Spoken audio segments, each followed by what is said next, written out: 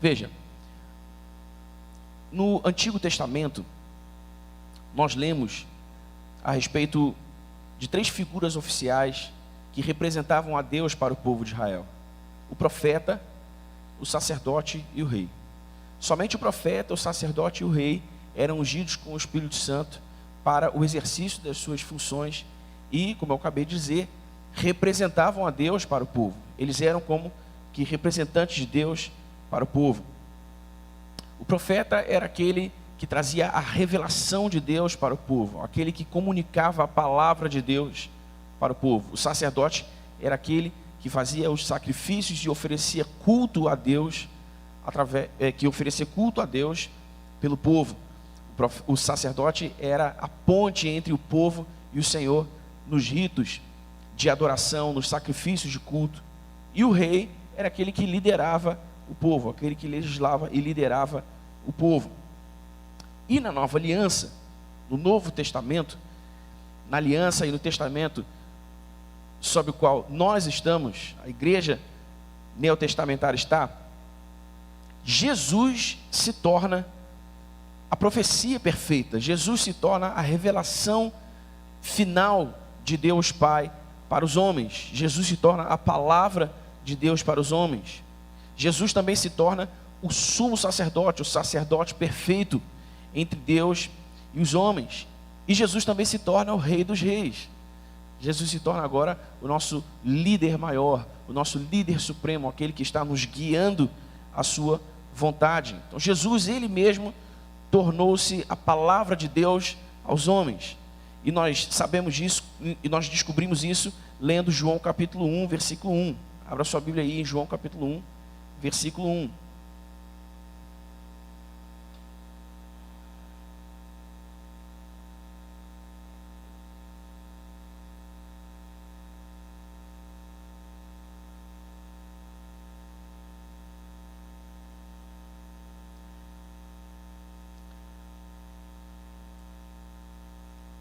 Se você chegou aí, diga amém. Amém, irmão? João capítulo 1, versículo 1. No princípio era aquele que é a palavra.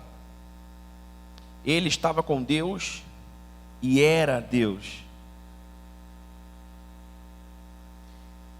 Todas as coisas foram feitas por intermédio dele. Sem ele, nada do que existe teria sido feito. Nele estava a vida, e esta era a luz dos homens. A luz brilha nas trevas, e as trevas não a derrotaram. Vamos avançar aqui para o versículo 10. Aquele que é a palavra estava no mundo, e o mundo foi feito por intermédio dele, mas o mundo não o reconheceu. Veio para o que era seu, mas os seus não o receberam.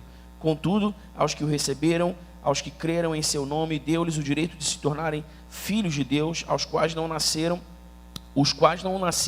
por descendência natural, nem pela vontade da carne, nem pela vontade de homem algum, mas nasceram de Deus.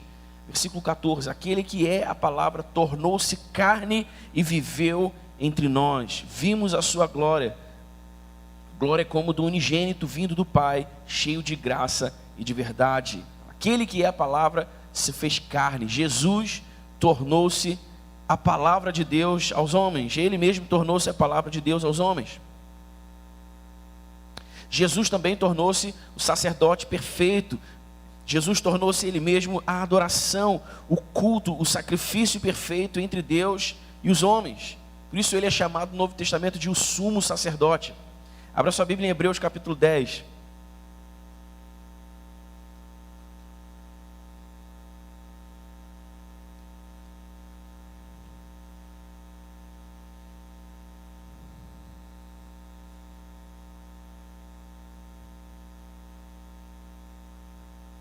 Hebreus capítulo 10, versículo 19 ao versículo 22.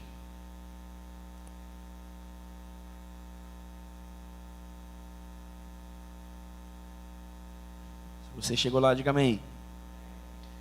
Portanto, irmãos, temos plena confiança para entrar no lugar santíssimo, pelo sangue de Jesus, por um novo e vivo caminho que ele nos abriu por meio do véu, isto é, do seu corpo. Temos, pois, um grande sacerdote sobre a casa de Deus. Assim, aproximemo-nos de Deus com um coração sincero e com plena convicção de fé, tendo os corações aspergidos para nos purificar de uma consciência culpada e os nossos corpos lavados com água pura. Vamos adiante. Apeguemo-nos com firmeza à esperança que professamos, pois aquele que prometeu é fiel, e consideremos uns aos outros para nos incentivarmos ao amor e às boas obras. Não deixemos de nos reunir como igreja, segundo o costume de alguns, mas procuremos encorajar-nos uns aos outros, ainda mais quando vocês veem que se aproxima o dia. Versículo 28. Não, deixa eu avançar aqui, peraí. Não, perdão. É isso mesmo. Até aqui. O capítulo 10 de Hebreus, o escritor aos Hebreus fala sobre Jesus como o nosso sumo sacerdote, aquele que foi o sacrifício definitivo que abriu o caminho para os homens chegarem a Deus pela fé no seu nome. Então tudo que no Antigo Testamento era todos esses símbolos e esses ofícios principais no Antigo Testamento eram só uma sombra do que haveria de vir, uma sombra do que Deus revelaria ao mundo, revelaria aos homens na pessoa de Cristo Jesus. Então Cristo Jesus se tornou o culto, o sacrifício perfeito e definitivo entre Deus e os homens. 1 Timóteo capítulo 2.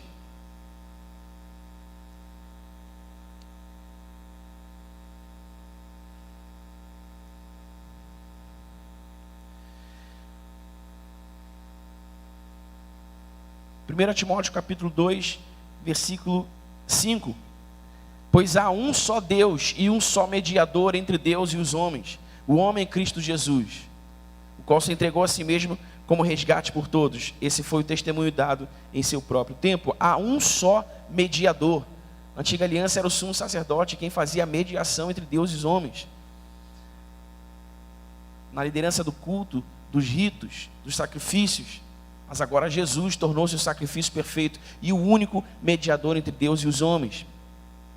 E Jesus também tornou-se, Ele mesmo, o líder, o Rei dos Reis, aquele que nos guia à vontade de Deus.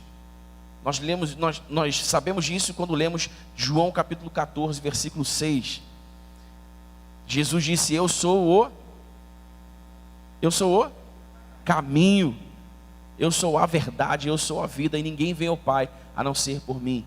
Ele é aquele que nos lidera, Ele é aquele que nos conduz a Deus. Ele mesmo, o caminho que nos leva a Deus.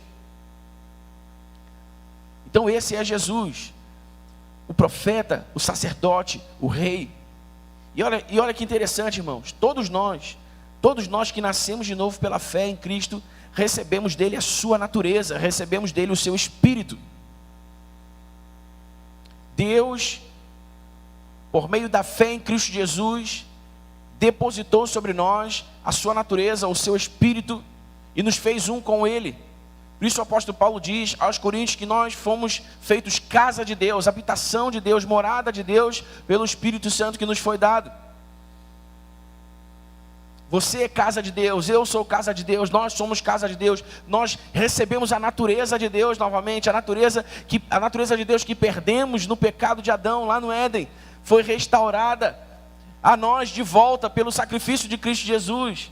Quando cremos em Cristo Jesus como nosso Senhor e nosso Salvador, somos devolvidos à nossa condição original de comunhão plena com Deus, porque recebemos dele de novo a sua natureza, recebemos dele de novo a sua vida, o seu Espírito.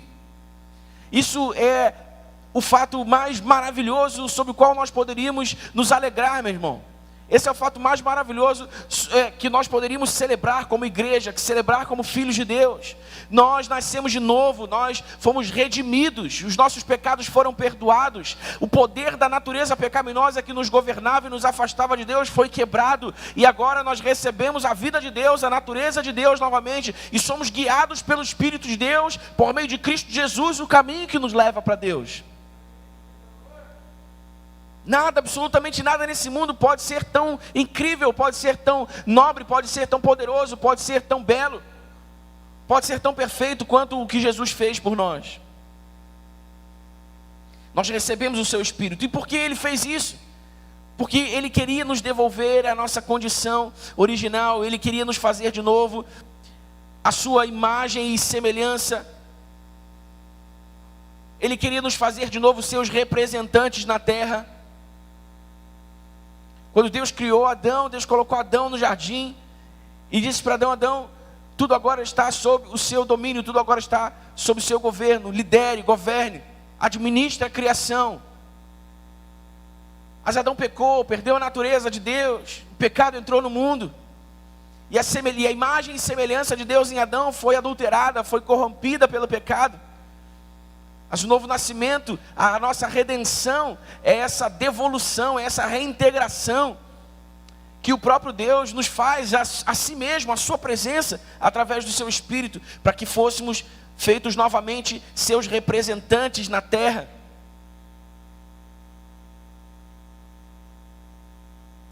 Por isso, no Novo Testamento, Jesus vem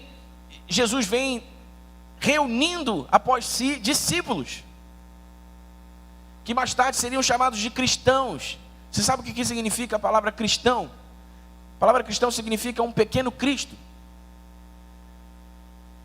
Escute uma coisa, irmãos. Nós não fomos salvos para nos tornarmos evangélicos. Nós fomos salvos para nos tornarmos discípulos.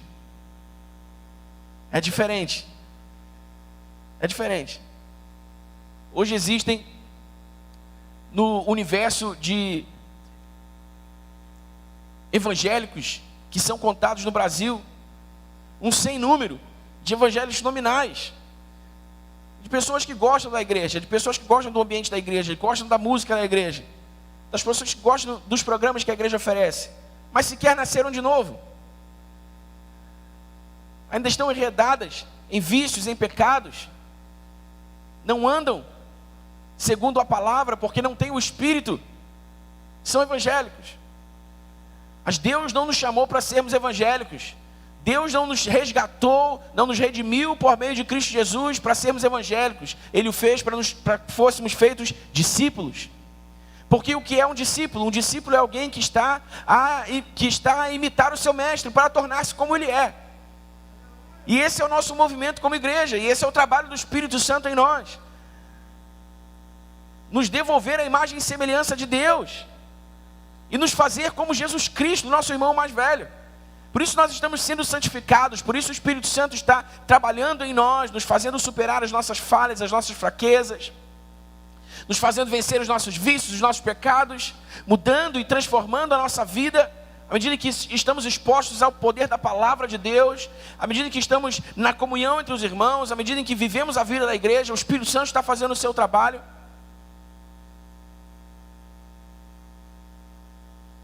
Discípulos de Jesus, pequenos cristos, para que em nós se veja a Jesus, para que em nós se veja as suas virtudes, assim como num espelho nós nos vemos a nós mesmos. Essa é a vontade de Deus, que cada um de nós sejamos discípulos. Discípulos.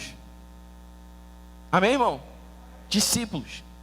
Tem a ver com o que a pastora Érica estava falando aqui, logo no fim do louvor. Sabe, a nossa abordagem, a nossa inclinação para a palavra de Deus, para o próprio Deus, para as coisas do céu. Paulo disse, né, vocês que nasceram de novo devem buscar as coisas que são do alto, para as coisas do céu, as coisas do alto. Com o tempo nós vamos naturalizando a rotina da igreja, nós vamos naturalizando o estar na igreja, vir à igreja, e vamos perdendo o sentido real dessa reunião, dessa congregação, da comunhão entre os irmãos. Vai se tornando tão simples, vai se tornando tão banal, tão corriqueiro. Nós vamos nos tornando essas pessoas evangélicas, cujas vidas não estão sendo transformadas de fato, porque não estão no caminho do discipulado, sendo trabalhadas pelo Espírito Santo, santificadas pelo Espírito Santo para serem como Jesus. Mas nós estamos reunidos aqui nessa noite diante da palavra de Deus para sabermos que Ele nos chamou para sermos discípulos. Discípulos. Eu queria que você assumisse esse compromisso comigo, de daqui para frente, de hoje em diante, não aceitar mais esse rótulo sobre si, o rótulo de evangélico, Não precisa ficar corrigindo as pessoas que te chamam de evangélico, não. Mas não aceite sobre si esse rótulo de evangélico. Abrace o rótulo de discípulo. Discípulo. Porque o discípulo está aprendendo, o discípulo está crescendo, o discípulo está sendo transformado. Agora, onde eu queria chegar? Eu queria chegar aqui. Jesus, ele tornou-se a palavra de Deus para os homens. Jesus tornou-se o sacrifício perfeito e que nos abriu o caminho para Deus, o único mediador entre Deus e os homens. E Jesus se tornou o Rei dos Reis, aquele que nos lidera no caminho até a presença de Deus. E ele compartilhou conosco a sua natureza, o seu espírito. Para quê? Para que agora nós nos tornássemos a palavra de Deus aos homens. Para que agora nós mediássemos o caminho entre os homens e Deus. Para que, conhecendo a Deus, não precisem mais de nós como mediadores, mas para que cheguem à presença de Deus. E para que nós nos tornássemos os líderes dessa geração, que vão liderar essa geração perdida a Deus. Eu e você, a igreja de Cristo Jesus. O que Jesus fez ao compartilhar conosco a sua natureza novamente, foi impartir sobre nós o seu encargo profético, foi impartir sobre nós o seu encargo sacerdotal, foi impartir sobre nós o seu encargo real. Nós agora somos os profetas de Deus nesse mundo, nós agora somos os sacerdotes de Deus nesse mundo, nós agora somos os líderes de Deus nesse mundo, uma família real, sacerdotes, nação adquirida, propriedade exclusiva de Deus. Não é isso que a Bíblia diz lá em Apocalipse, sacerdócio real. Todos nós que temos a natureza de Deus, todos nós que temos o Espírito Santo, recebemos de Deus esse encargo profético, recebemos de Deus esse encargo sacerdotal e recebemos de Deus esse encargo real. Isso não tem a ver com posição, não tem a ver com ofício ministerial, não tem a ver com autoridade otorgada, tem a ver com natureza. Se você nasceu de novo, se você tem a natureza de Deus, está sobre você o manto profético de Jesus, o manto sacerdotal de Jesus, o manto real de Jesus. E você precisa deixar-se cobrir por esse manto, e você precisa, como um discípulo de Jesus, trabalhar com o Espírito Santo para tornar-se tal qual Ele é. Porque Jesus não vai encarnar de novo para se tornar a palavra de Deus aos homens. Jesus não vai encarnar de novo para se tornar o sacerdote perfeito entre Deus e os homens. Jesus não vai encarnar de novo para se tornar o rei, o líder supremo entre os homens. Agora nós, a igreja, é quem fazemos isso. Agora nós, a igreja, é quem representamos Jesus. Aliás, você sabe que essa expressão imagem e semelhança, como nós lemos em Gênesis, no relato da criação, quando Deus criou o homem, Deus o criou a sua imagem e a sua semelhança. Para os hebreus, essa expressão imagem e semelhança significava literalmente a representação de Deus. Deus criou o homem para ser seu representante na terra. Nós somos representantes de Deus na terra. Por isso Paulo vai dizer aos Coríntios que nós nos tornamos embaixadores de Cristo. Nós nos tornamos responsáveis por garantir que os interesses de Deus nesse mundo sejam satisfeitos. Quais são os interesses de Deus nesse mundo? Que a sua glória, a sua graça, o seu poder, o seu amor, que as suas virtudes, que as suas excelências sejam reconhecidas e o seu reino seja expandido até a sua volta. Que mais e mais pecadores perdidos sejam salvos, redimidos pelo poder do sangue de Cristo Jesus, transformados, inseridos na família de Deus, no reino de Deus.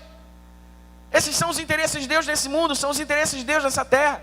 E nós, como seus embaixadores, somos aqueles que garantirão que os seus interesses serão atendidos. Porque nos foi outorgada essa autoridade.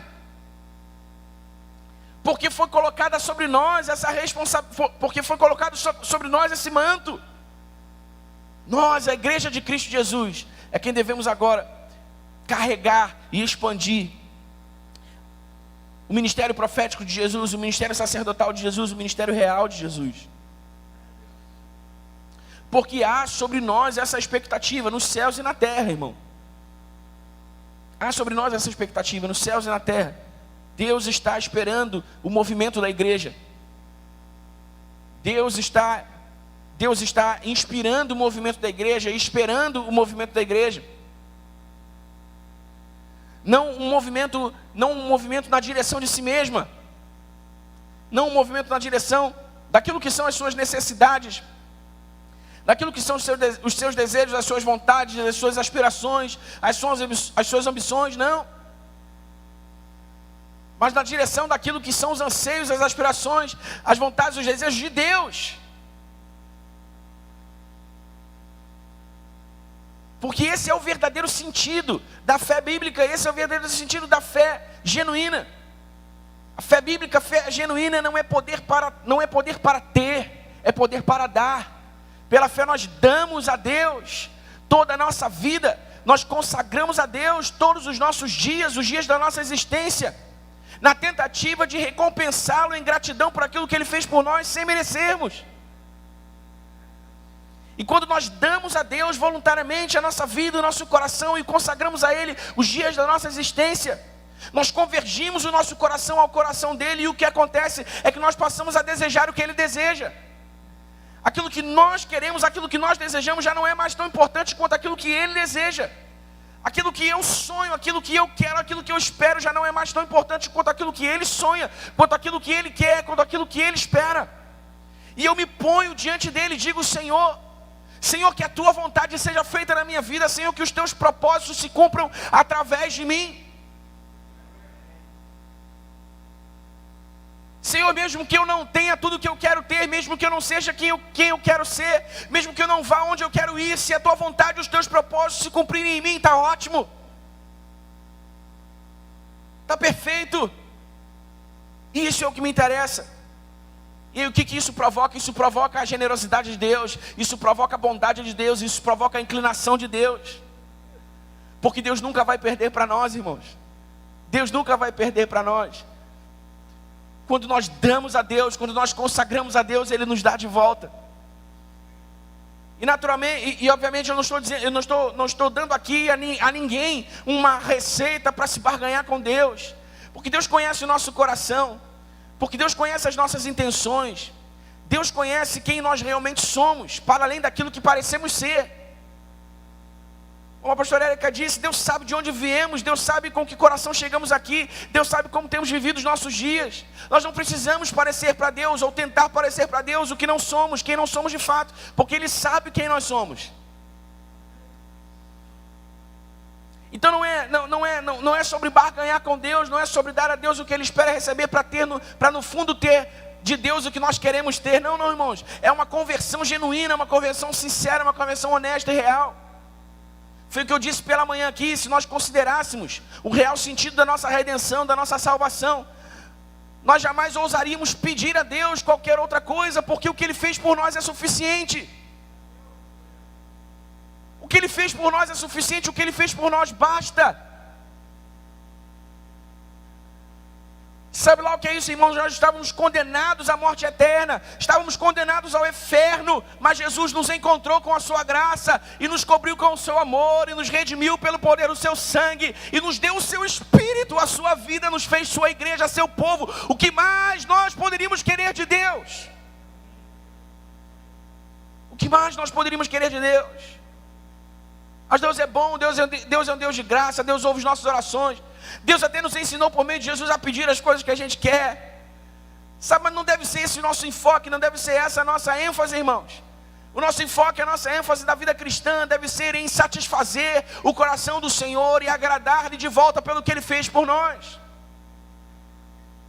Como já disse aqui algumas vezes, se tendo me salvado da morte eterna, Deus me pede que eu seja um marido fiel à minha esposa, é demais que eu seja fiel à minha esposa, é demais que eu eduque os meus filhos no temor do Senhor.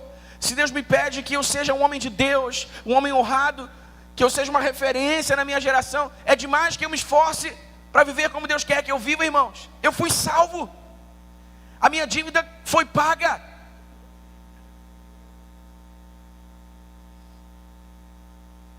Então nós precisamos mesmo abraçar o propósito de Deus, e precisamos nos deixar cobrir completamente pelo manto profético de Jesus, pelo manto sacerdotal de Jesus, pelo manto real de Jesus, e assumir uma postura na vida, irmãos. A postura de quem quer viver os seus dias para a glória de Deus. A postura de quem quer recompensá-lo. A postura de quem quer devolver a Ele a graça que Ele nos fez.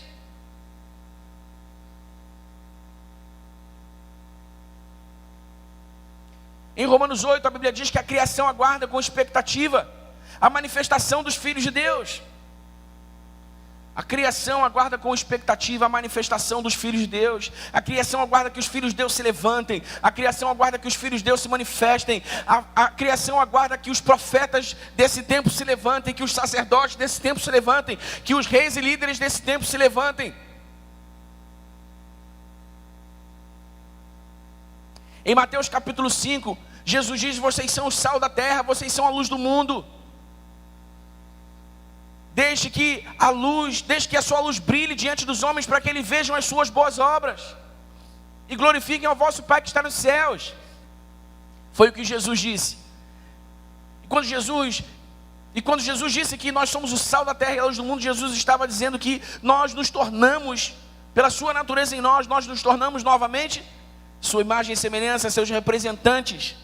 Como seus discípulos, nós agora nos tornamos um referencial. Sabe o que é isso, irmãos? O que é isso? Quando as pessoas que não temem a Deus quiserem conhecer a Deus, elas precisam ver Deus em nós. Quando as pessoas que não conhecem a Deus, que não temem a Deus porque não conhecem a Deus, quiserem conhecer o que é uma família de Deus, eles precisam olhar para a nossa família. Quando as pessoas que não conhecem a Deus, não temem a Deus, querem saber o que é um casamento abençoado por Deus, eles precisam olhar para o nosso casamento. Jesus fez de nós esse referencial, esse aferidor moral, esse padrão.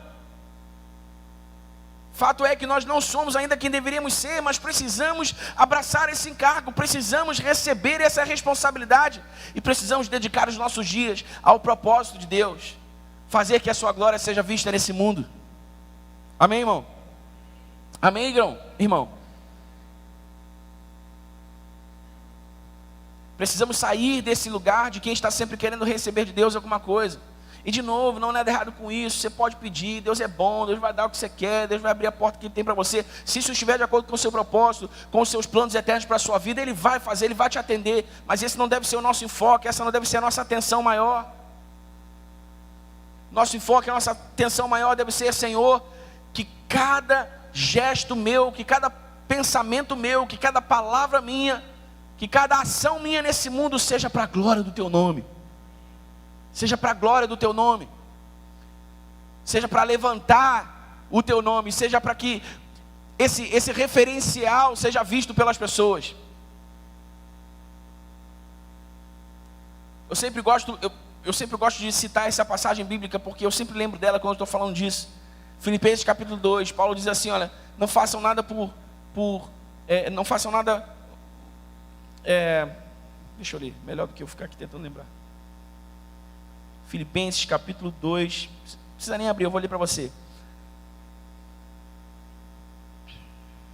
Façam tudo sem queixas nem discussões, para que venham a tornar-se puros e irrepreensíveis, filhos de Deus inculpáveis no meio de uma geração corrompida e depravada, na qual vocês brilham como estrelas no universo.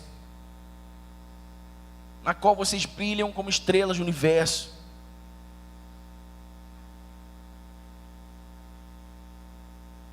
Paulo está usando aqui essa analogia comum para o povo da época. Porque os navegantes naquela época, quando navegavam à noite, tinham nas estrelas a sua bússola. Eles guiavam as suas embarcações olhando as estrelas. Eles sabiam para onde deveriam ir de acordo com o posicionamento das estrelas. E o que Paulo está dizendo aqui: olha, no meio dessa geração corrompida e depravada, vocês são como estrelas, vocês são como uma bússola apontando o caminho, apontando a direção, para aqueles que estão navegando o barco da sua vida na escuridão da noite, nas trevas desse mundo. Vocês devem brilhar como estrelas apontando o caminho.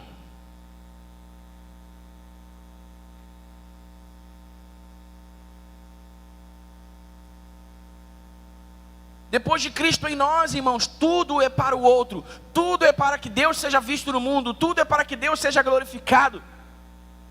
Tudo é para que Deus seja revelado.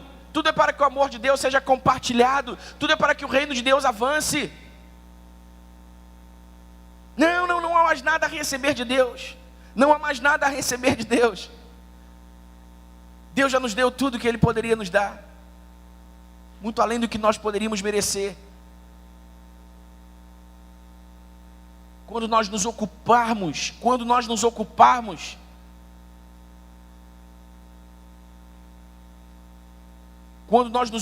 dos propósitos de Deus, irmãos, sem percebermos, Deus nos dará e fará por nós aquilo que nós esperamos, aquilo que nós desejamos. Mas enquanto nós estamos com foco, enquanto nós estamos com atenção naquilo que nós queremos, naquilo que nós desejamos, naquilo que nós esperamos, nós perdemos os nossos dias em realizar e cumprir o propósito de Deus.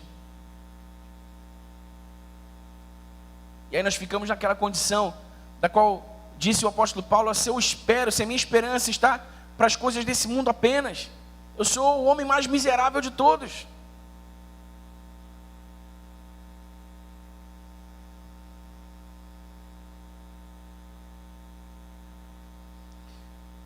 Então, se o manto profético de Jesus está sobre nós, está sobre a sua igreja, porque nós recebemos a sua natureza, nós agora é quem somos os emissores da palavra de Deus, nós agora é quem revelamos a palavra de Deus ao mundo. Lembra que eu disse que o profeta era aquele que trazia a revelação de Deus, aquele que comunicava a palavra de Deus? Agora somos nós, os profetas de Deus nesse mundo. Por isso Jesus, ao dar a grande comissão, ao compartilhar a grande comissão com os discípulos, disse em Marcos 16: vão pelo mundo todo e preguem o evangelho a toda criatura. Jesus estava falando a quem? A discípulos. Jesus não estava falando a evangélicos, Jesus estava falando a discípulos. Façam como eu, porque eu agora dispenso sobre vocês o meu manto. E agora não sou eu mais quem vai pregar. Vão e preguem o evangelho a toda criatura. E a voz de Jesus está ecoando para nós nessa noite. A voz de Jesus ainda ecoa para nós nessa noite: vão e pregam o evangelho a toda criatura. O meu manto profético está sobre vocês, e vocês agora são os emissores da minha palavra nesse mundo. Vocês são os meus mensageiros nesse mundo. Vão e preguem, vão e falem, vão e vivam para a glória de Deus. Em Colossenses capítulo 3, versículo 16, o apóstolo Paulo disse assim: habite ricamente a palavra de Deus em vós. Habite ricamente a palavra de Deus em nós. Por quê? Porque nós só podemos dar aquilo que temos. Por que, irmãos, que muitos se sentem envergonhados para falar do evangelho, para falar de Jesus? Por que muitos se sentem incapazes para compartilhar a sua história com outras pessoas? Por que muitos se sentem incapazes de pregarem a palavra a outras pessoas? Porque estão vazios dela. Estão vazios dela. Porque nós sempre daremos aquilo que temos. Se estamos cheios da palavra de Deus, é natural que a palavra de Deus saia de nós, é natural que a palavra de Deus transborde de nós. Mas se nós estamos cheios de novelas, se nós estamos cheios de Netflix, se nós estamos cheios de rede social, é isso que vai transbordar de nós. Então nós precisamos entender isso. Ninguém está isento. Ninguém está isento.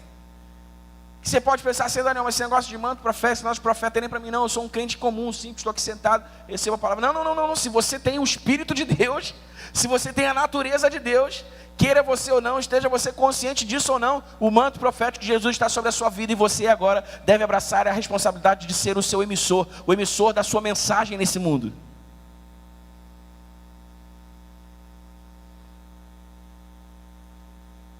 Em 2 Timóteo capítulo 4, versículos 1 e 2, Paulo diz para Timóteo: pregue a palavra a tempo e fora de tempo. Se ocupe disso.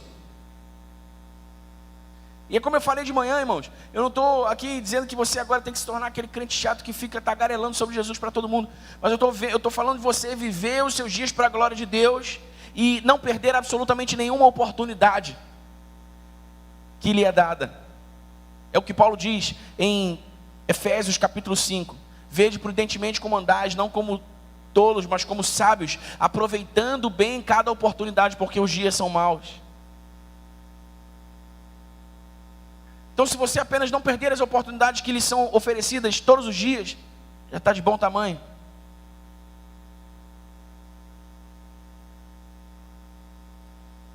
há a expectativa nos céus e na terra também de que sejamos os sacerdotes de Deus nesse mundo, aqueles que vão oferecer culto a Deus nesse mundo, aqueles que vão adorar a Deus nesse mundo. Sabe, é interessante perceber que em Gênesis, no relato da criação, por 3 vezes, a Bíblia menciona a criação do homem. Em Gênesis 1, 26, em Gênesis 2, 7, em Gênesis 5, 1. E por que isso é interessante? Isso é interessante porque é possível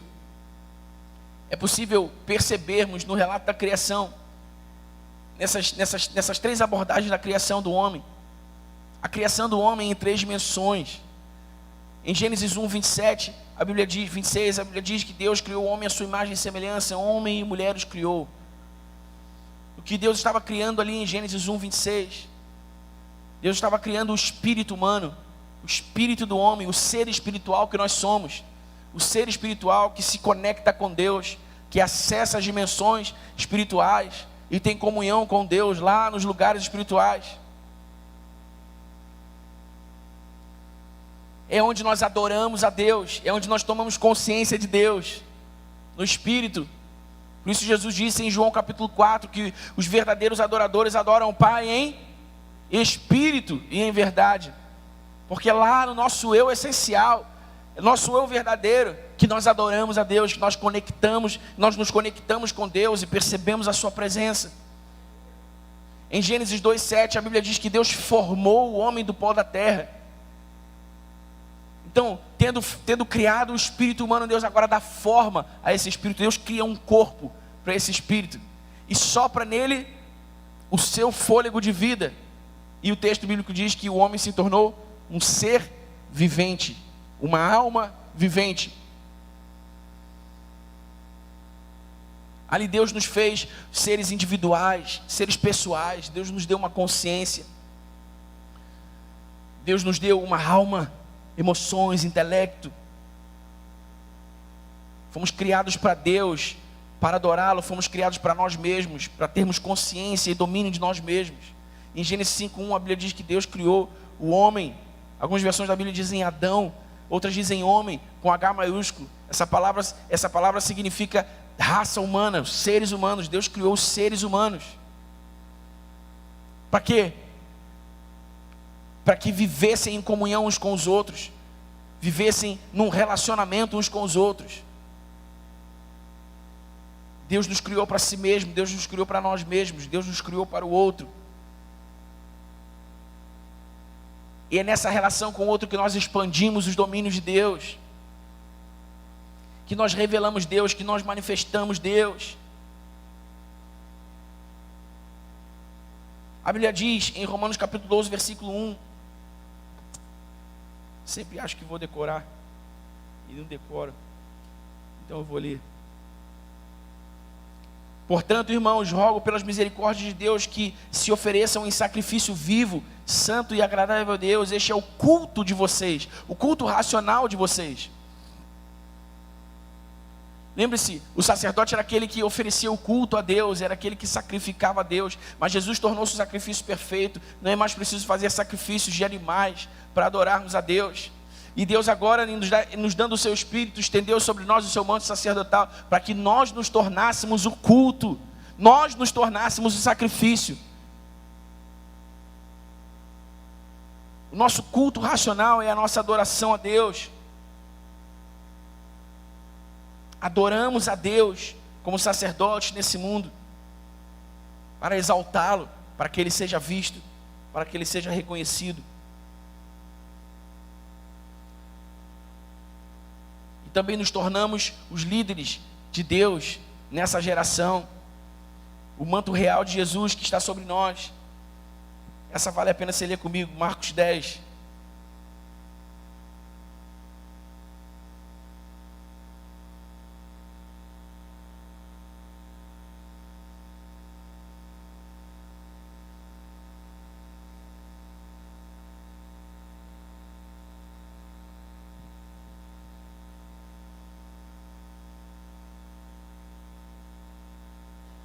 Marcos 10, do 42 ao 45.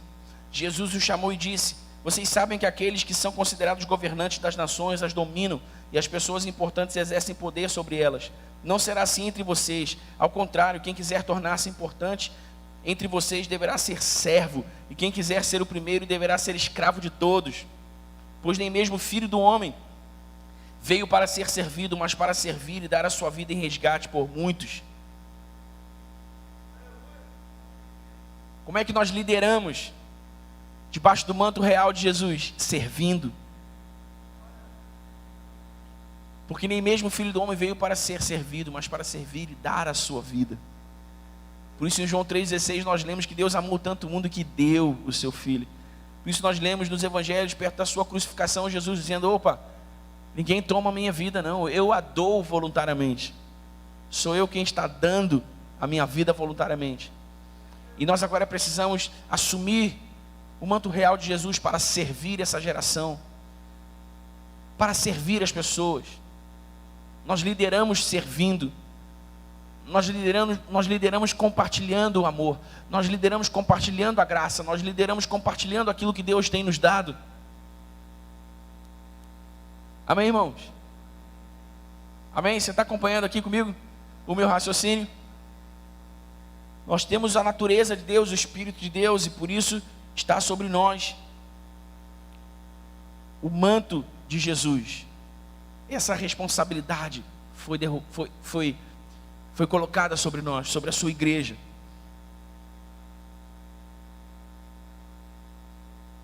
Então, se nós desejamos mesmo nos tornar aqueles que vão liderar essa geração, nós precisamos começar a aprender a servir. Servir, servir, servir, servir, servir em amor. Porque aquele que serve no reino de Deus se torna o primeiro. E Jesus está falando aqui no contexto de liderança mesmo. Ele está dizendo: olha, vocês sabem que aqueles que governam as nações, as dominam, e as pessoas importantes exercem autoridade. O poder e a autoridade desse mundo é para subjugar, é para submeter, é para muitas vezes até mesmo extrair. Mas o poder e a autoridade que Deus nos dá é poder e autoridade para dar, para servir. Amém? Então sobre nós está a responsabilidade de representarmos o reino de Deus com fidedignidade. Representarmos a Deus Pai, representarmos a Jesus Cristo Filho, o Espírito Santo. Todos nós temos essa missão apostólica de expandir a manifestação de Deus e de Jesus no mundo. Devemos ser espelhos de Deus, espelhos de Jesus nesse mundo, a partir do nosso mundo particular, a partir da nossa casa, da nossa família, daqueles que estão no nosso círculo mais íntimo e direto de influência. Devemos ser um espelho de Jesus para a nossa comunidade. Não podemos nos omitir, irmãos. Não podemos nos omitir como igreja. Não podemos nos esconder. Precisamos nos levantar e brilhar a luz de Cristo. Esse mundo em que nós vivemos agora e essa geração atual carecem de referências fidedignas de Deus. E Deus está contando com a sua igreja. Deus está contando com o seu povo.